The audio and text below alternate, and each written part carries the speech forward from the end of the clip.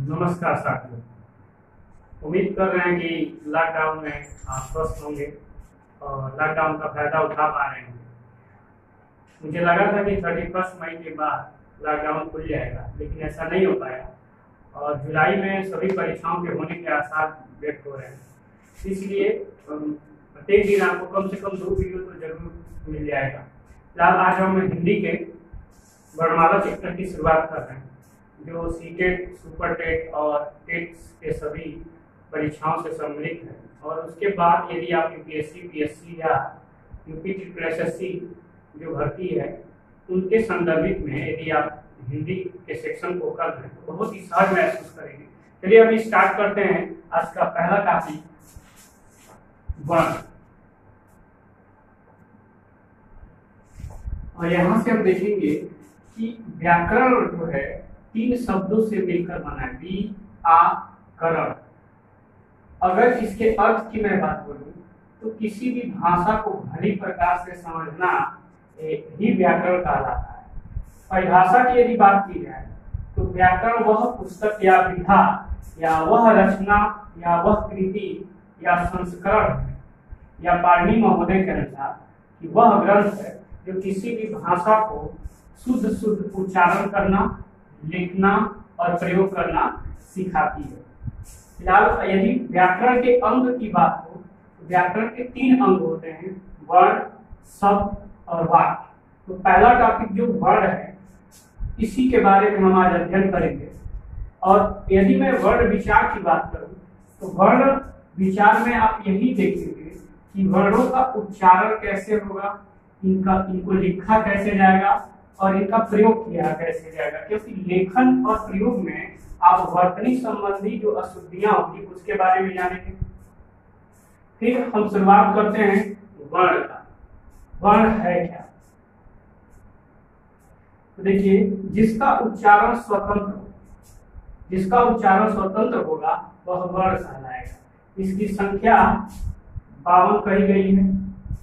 भाषा की यह सबसे सूक्ष्मतम और लघुतम या सबसे छोटी या वाग ध्वनि अगर आपसे पूछेगा इसका जवाब वर्ण ही होगा। भाषा की यदि सबसे लघुतम लिखित इकाई आपसे पूछता है, भाषा की सबसे छोटी या लघुतम लिखित इकाई पूछेगा तो भी जवाब आपको वर्ण ही देना होगा।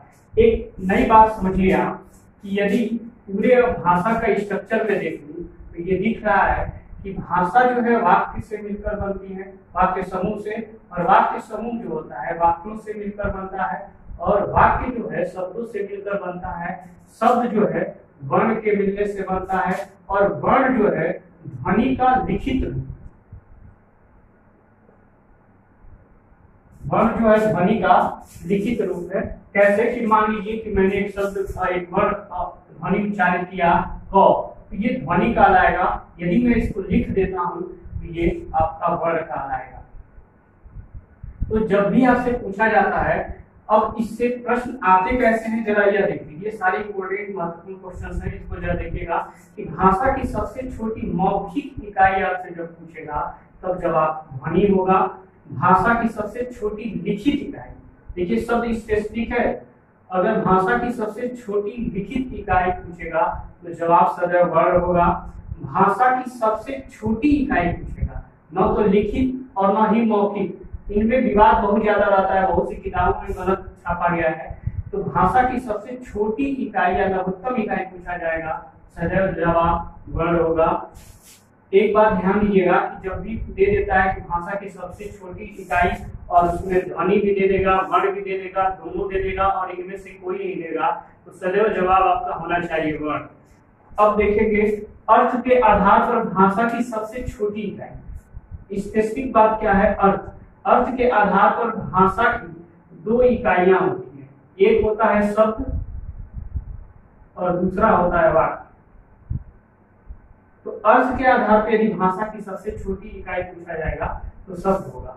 अब नेक्स्ट पॉइंट देखेंगे कि भाव या भावार्थ के आधार पर भाषा की सबसे छोटी इकाई पूछेगा तो इसका यदि संख्या पूछे तो 1 होगा, और वह क्या है तो वह वाक्य है। भाव या भावार्थ के आधार पर भाषा की सबसे छोटी इकाई यदि आपसे पूछता है तो अब आपका जवाब वाक्य होता है।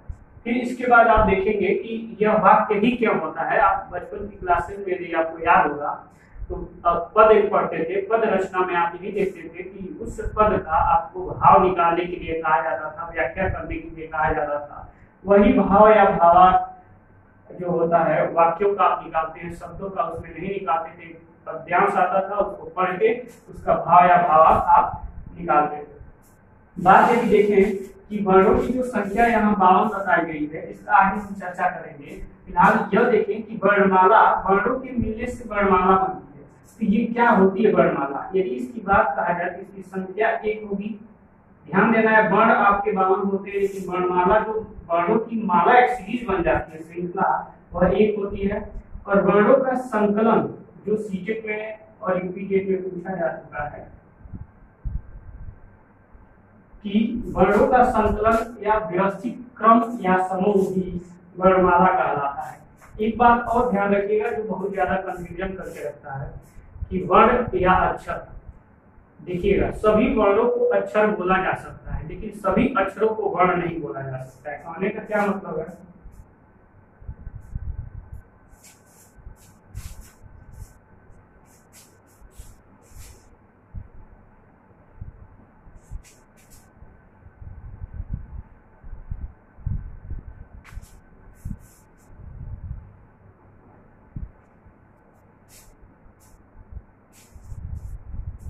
सभी वर्ण आपके अक्षर होंगे,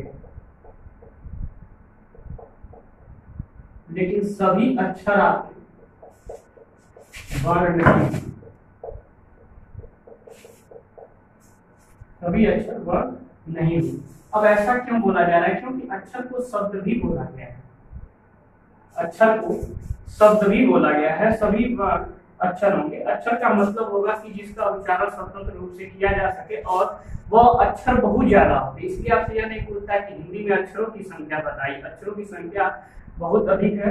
वर्ण पूछता है कि हिंदी में वर्णों की संख्या कितनी होती है। वर्ण का यदि आप देखें तो इसका अगर समानार्थी की बात पूछें तो रंग और वर्ग भी होता है। एक बात यह भी ध्यान रखिएगा कि वर्ण शब्द का यदि पर्यायवाची पूछता है तो रंग या वर्ग होता है, या जाति भी होती है। जाति, ये इसका पर्यायवाची भी होता है। तो अब आप देखेंगे कि वर्ण जो 52 होते हैं, तो वर्ण के प्रकार आप देखेंगे और वर्ण के प्रकार। तो वर्ण के प्रकार जो होंगे वह 2 होंगे। एक होगा स्वर और दूसरा होगा व्यंजन।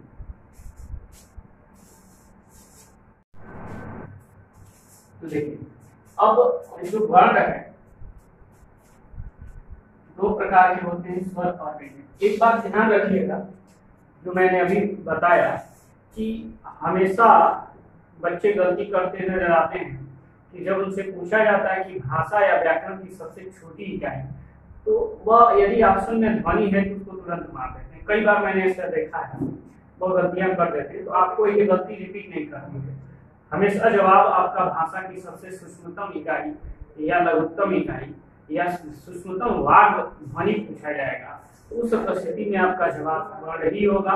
दूसरी चीज की यदि आपसे अक्षरों की संख्या पूछता है तो 52 नहीं बताना है। वर्णों की संख्या 1 पॉइंट कम कर दो, 1 पॉइंट, ठीक है। वर्णों की संख्या 52 होती है, अक्षरों की संख्या 52 नहीं होती है, वो बहुत ज्यादा अधिक होता है। फिलहाल यदि मैं बात करूं कि यदि अक्षरों की संख्या 52 क्यों नहीं होती है, तो आप देखेंगे कि अक्षरों में स्वराघात या बलाघात नहीं होता है।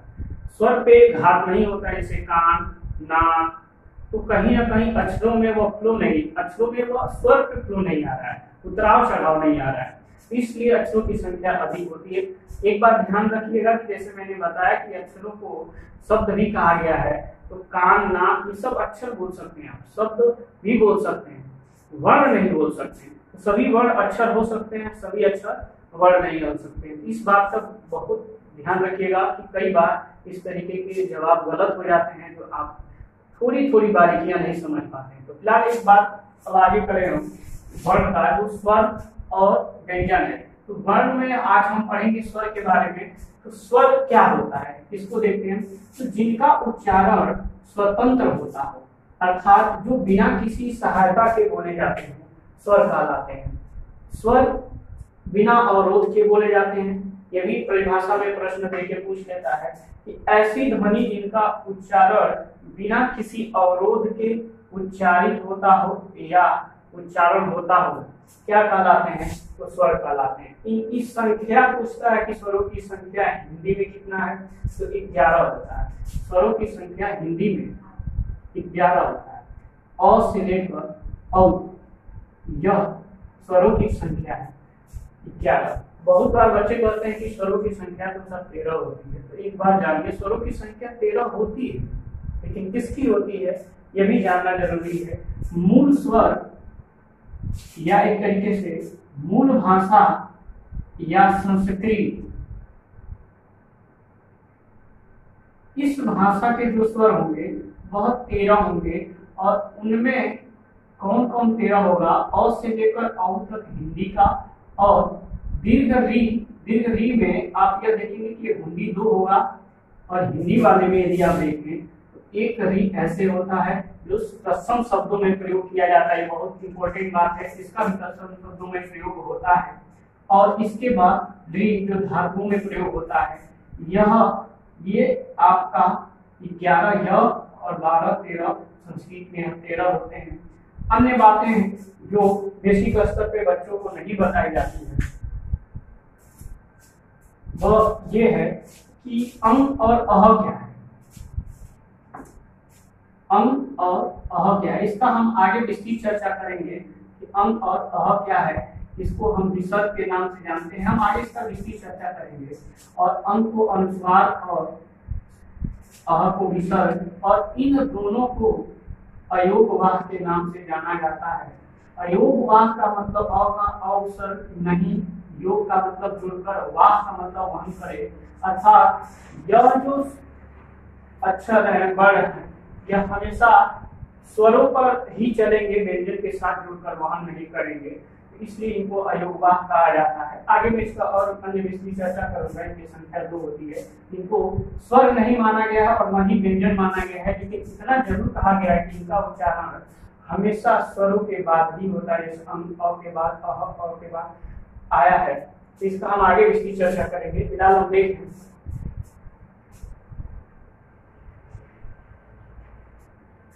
अब बात आती है कि स्वरों की संख्या 11 और कहां से कहां तक होंगे, अ से लेकर औ तक। अब यदि इनके प्रकार की बात हो कि स्वर कितने प्रकार के होते हैं, तो आप देखेंगे कि स्वर जो है, अगर प्रकार में पहला प्रकार देखें तो मात्रा या उच्चारण में लगने वाले समय के आधार पर, सब ध्यान दीजिएगा, मात्रा या उच्चारण में लगने वाले समय के आधार पर स्वर के जो प्रकार हैं वह 3 होंगे। किसके आधार पे? मात्रा और उच्चारण के आधार पे। अब यदि एक बार इस तरीके से भी प्रश्न पूछे जा सकते हैं कि मात्रा हिंदी में कितनी होती है, ऑप्शन देते 11, 10, 9 और 13, तो जवाब आपका क्या होगा? 11। ऐसा सोचेंगे तुरंत गलत हो जाएगा, जवाब होगा आपका 10। बहुत बार बच्चे गलती करते हैं, क्योंकि यदि आप देखें कि स्वर जो 11 होते हैं, इनमें अ से लेकर औ तक में अ की मात्रा होती नहीं है, अर्थात आ से होती है। तो ये आ से औ तक जो स्वर होंगे इनकी मात्राएं 10 होंगी। इनकी मात्राएं 10 होंगी।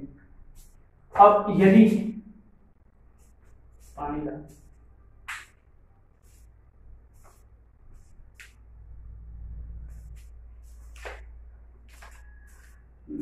यदि आप देखें कि ह्रस्व, लघु, छोटा, एक मात्रिक और मूल स्वर, जो मात्रा और उच्चारण में लगने वाले समय के आधार पे जो 3 भागों में बांटा गया, उसमें से पहला रहा ह्रस्व, लघु, छोटा, एक मात्रिक, मूल स्वर। परिभाषा सीधे देके पूछा जाता है कि ऐसे स्वर जिनके उच्चारण में सबसे कम समय लगता है, सबसे न्यूनतम समय लगता है, सबसे कम समय में उच्चारित होते हैं, कौन से स्वर कहलाते हैं? तो ह्रस्व, लघु, छोटा, एक मात्रिक और मूल स्वर। इनकी संख्या पूछता है कि मूल स्वर कितने होते हैं, तो 4 होते हैं। कौन कौन? अ, ई, उ, अ, री। अ, लघु ई, लघु उ और री। ये संख्या 4 होगी। अब दूसरा यदि मैं देखूं, प्रश्न ऐसे भी पूछ लेते हैं कि इनमें से लघु स्वर या मूल स्वर नहीं है या है। इस बात का ध्यान रखिएगा, उन वर्णों को भी जानना, उन स्वरों को भी जानना अत्यंत जरूरी है।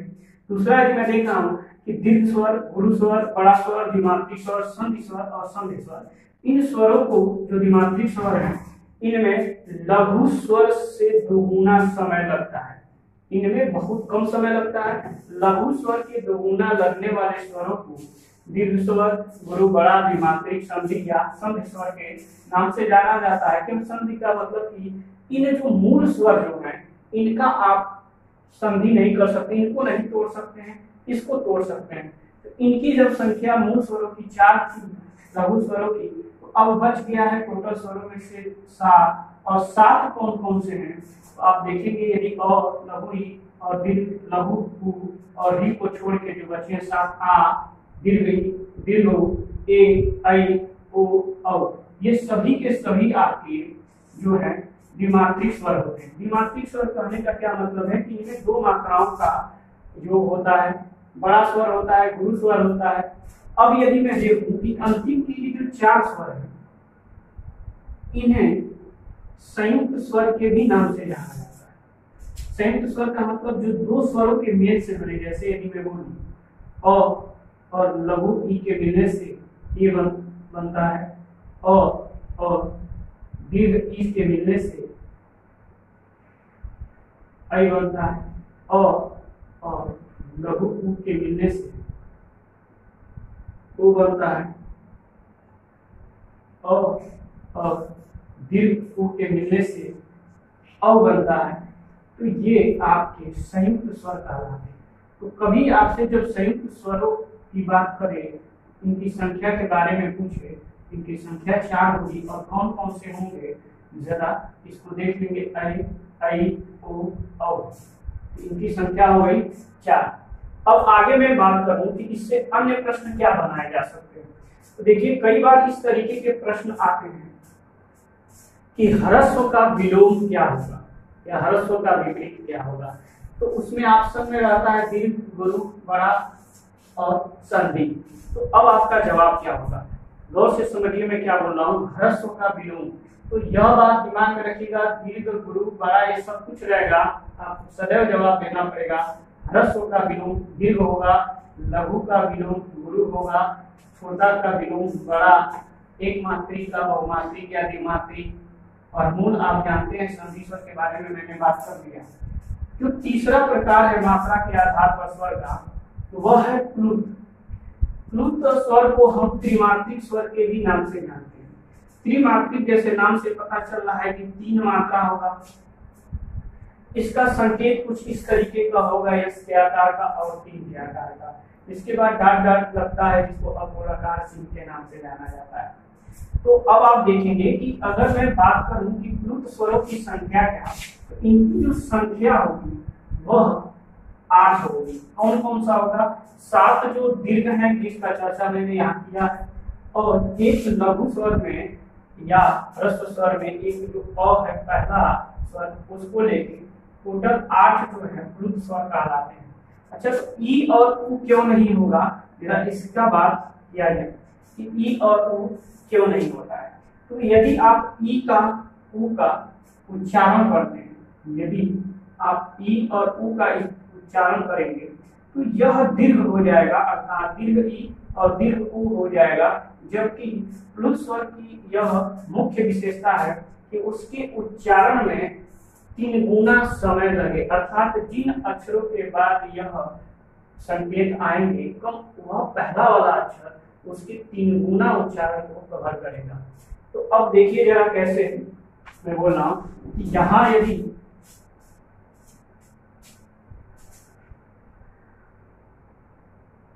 यहां मैं कुछ शब्द लिख रहा हूं जैसे ओम, राम, मैया, कुछ इस तरीके का, मैं शब्द लिखता हूँ या डॉट डॉट इसके बाद भी कर सकते। तो यदि आप देखें कि ये जो ओम है इसमें यदि यह संकेत लगा है या राम में ये संकेत लगा है, मैया में यदि यह संकेत लगा है, तो कहने का क्या मतलब है कि यदि यह जो ओम है इसका कम से कम उच्चारण 3 बार हुआ होगा। जैसे यदि ओम कम से कम 3 बार, राम कम से कम रा का 3 बार उच्चारण, मैया, इस तरीके से, तो यह प्लुत स्वर के नाम से जाना जाएगा। कुछ अन्य तरीके के प्रश्न प्लुत स्वर के बारे में देखेंगे कि देखिए कि यदि खाली कमरे में कोई व्यक्ति ताली बजाता है या आवाज करता है, उसकी आवाज बार बार कंपन होती है, बार बार दोहराई जाती है, तो वह उसमें कौन सी ध्वनि है। इस प्रकार आपका वहां प्लुत ध्वनि होता है। बादलों का गरजना, फिर से आपके छत से यदि जहाज का जाना, बादलों में उसकी आवाज का बार बार रिपीट होना। तो इस तरीके से यदि आप देखें तो गोली बारूद चलाएंगे, उस समय आवाज, पटाखे जलाएंगे, आवाज का बार बार कंपन करना, बार बार दोहराया जाना, उन सभी में प्लुत ध्वनि होती है। तो यहाँ भी इस तरीके के प्रश्न पूछ लिए जाते हैं। ये नाइट टाइप के प्रश्न हैं। इतना ध्यान रखेंगे कि इस तरीके के यदि प्रश्न पीजीटी में पूछे गए हैं तो आप इस बात का बहुत अच्छे से अध्ययन करेंगे कि बादलों का गड़गड़ाना, खाली कमरे में व्यक्ति को गोली बारूद, कुएं में खाली किसी वस्तु को गिरा देंगे तो उसका जो कड़कड़ाना होगा, चिड़ियों का चहचहाना, जिस तरीके से इन्वायरमेंट में बना रहता है, वह सभी में क्या होगा, प्लुत ध्वनि होगा। आगे मैं बात करूं स्वर के दूसरे प्रकार का जिसमें ओष्ठ आता है। होठ या ओष्ठ के आकृति के आधार पर आकृति देखिएगा। जब आप उन स्वरों का उच्चारण कर रहे होंगे, पीजीटी में यहाँ से प्रश्न आते हैं कि जब आप उनका उच्चारण कर रहे होंगे तो होठ की कुछ आकृति बन रही होगी, उस आकृति के आधार पर स्वर के कितने प्रकार होते हैं। तो आइए हम देखते हैं कि ओष्ठ जो होते हैं वह 2 होते हैं, एक ऊपर एक नीचे। तो ओष्ठ के आधार पर स्वर के प्रकार भी 2 होंगे। अब पहला जो है वृत्ताकार स्वर या वृत्तमुखी स्वर, और दूसरा होगा अवृत्ताकार स्वर या अवृत्तमुखी स्वर। अब बात जैसे नाम से पता चल रहा है कि वृत्ताकार, वृत्त धन आकार, यानी वृत्त के आकार का या वृत्त के समान मुख का या जो स्वर होगा वह वृत्ताकार या वृत्तमुखी होगा। इनकी संख्या जो विपरीत, आप जानते हैं सर्किल की बात हो रही है, गोल खुलेगा मुंह, ओष्ठ जो होंगे गोल होंगे। अब एक बात जरा देखिए, इनकी जो संख्या होगा वह 4 होगा। 4 कौन कौन से होंगे, उ, ओ, औ। आप जानते हैं कि इनका उच्चारण करते समय हमारे मुख का आकार गोल होगा, और मुख का आकार का मतलब ओष्ठ की आकृति जो होगी गोल होगी। फिर से यदि मैं बात करूं अवृत्ताकार स्वर का, तो इस यह 3 शब्दों के मिलने से बना है धनवृत्त, योग आकार। अब देखेंगे अवसर का मतलब नहीं, वृत्त जानते ही हैं, और आकार रचना। तो जब आप देखेंगे कि अवृत्ताकार स्वरों का उच्चारण करेंगे या ऐसे स्वर जिनका उच्चारण करते समय ओष्ठ की आकृति वृत्ताकार नहीं होती है तो वह अवृत्ताकार स्वर कहलाते हैं। जैसे कि यदि आप वृत्ताकार की संख्या 4 जान चुके हैं और टोटल स्वरों की संख्या 11 होती है, उसमें बचे हुए जो स्वर हैं वो 7 होंगे। 7 कौन कौन है, इनको छोड़ के जो होंगे वह सब अवृत्ताकार या वृत्तमुखी होंगे। अ, आ, इ, वी, इ, ऐ। तो ये जो सारे स्वर हैं 7 वह सब के सब अवृत्ताकार या अवृत्तमुखी है। तो यहाँ पीजीटी से प्रश्न पूछ लेता है।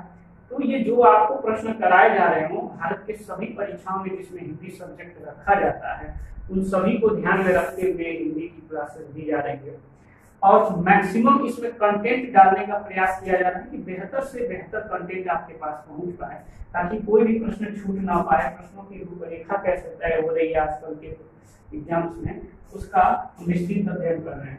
फिलहाल अब बात देखें कि कुछ इस तरीके की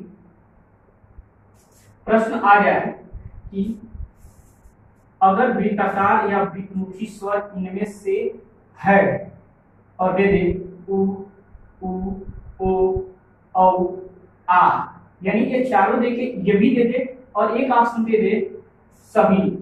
तो आप देखेंगे ये ऐसा जो आ के ऊपर अर्धचंद्र है, इसके ऊपर कोई बिंदी नहीं है। ध्यान दीजिएगा, अर्धचंद्र, बिंदी नहीं होना चाहिए। तो यह भी जो होता है आपका वृत्ताकार स्वर कहलाता है। तो कभी जवाब यदि पूछ लिया जाए कि वृत्ताकार स्वर नहीं है, और इनमें से क्या करें कि जैसे कि मान लीजिए ऑप्शन उठा दे, आप उठा दे, वृत्ताकार स्वर नहीं है। ध्यान दीजिएगा, वृत्ताकार नहीं है। आ ई और आई, कुछ इस तरीके का प्रश्न दे दे। तो अब आपका जवाब देख रहे हैं कि वृत्ताकार स्वर नहीं है या है, इस तरीके का सवाल पूछ दे। तो अगर आभास वाले ऑप्शन में वृत्ताकार स्वर नहीं होगा तो ये नहीं होगा, फिर ये नहीं होगा, फिर ये नहीं होगा, यह तीनों वृत्ताकार नहीं होंगे। और आपसे यदि पूछा है तो जवाब ये होगा, और पूछ रहा है नहीं तो पहला, तीसरा और चौथा नहीं होगा। वृत्ताकार स्वर ये कहलाता है जिसके ऊपर अर्धचंद्र होता है, बिंदी नहीं होती है। अब एक बात समझिएगा, इस स्वर को हम आगत स्वर के नाम से बोलते हैं। यह दूसरी भाषा से आया हुआ है। विदेशी स्वर विदेशों की भाषा से आया हुआ है, इसलिए विदेशी स्वर। मेहमान स्वर दूसरे से भाषा से आया हुआ, अपने भाषा में आया है, इसको मेहमान स्वर के भी नाम से जानेंगे। गृहीत स्वर अर्थात ग्रहण किया हुआ स्वर है, तो इसलिए इसे गृहीत स्वर के नाम से भी जाना जाता है। फिलहाल अब क्या करेंगे, आप इसका स्क्रीनशॉट ले लीजिए ताकि मैं आगे कंटेंट कवर करूं।